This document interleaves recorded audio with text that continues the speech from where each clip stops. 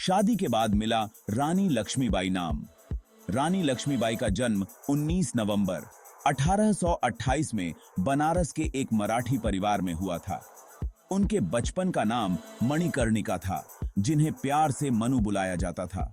1842 में मनु की शादी झांसी के महाराजा गंगाधर राव नेवलेकर से कर दी गई। शादी के बाद मणिकर्णिका का नाम लक्ष्मीबाई पड़ा था। पति और बेटे के मौत के बाद संभाला साम्राज्य। विवाह के बाद रानी लक्ष्मीबाई ने एक पुत्र को जन्म दिया, लेकिन वो केवल 4 महीने ही जीवित रह पाया। इसके बाद मानो लक्ष्मीबाई की किस्मत ही बदलने लगी। दरअसल शादी के 11 साल बाद महाराजा का भी निधन हो गया था।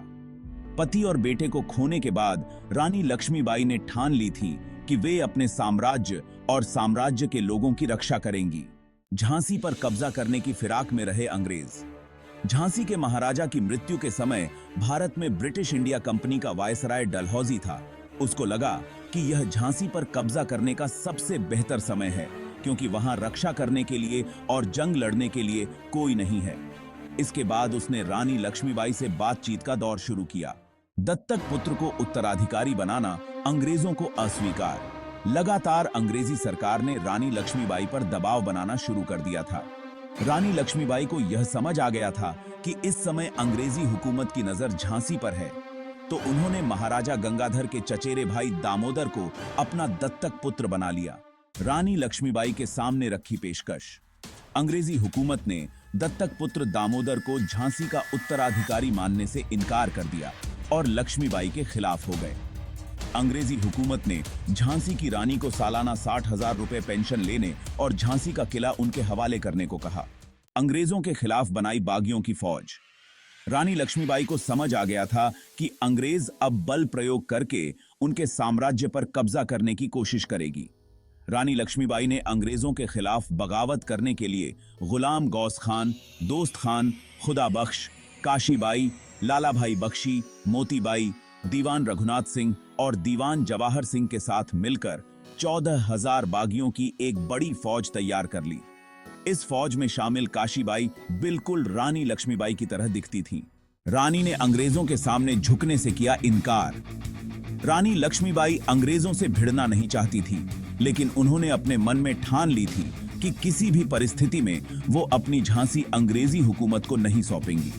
माना जाता है कि अंग्रेजों ने रानी लक्ष्मीबाई से निहत्थे मिलने को कहा था ताकि वे बातचीत कर सके, लेकिन रानी लक्ष्मीबाई को भरोसा नहीं हो रहा था।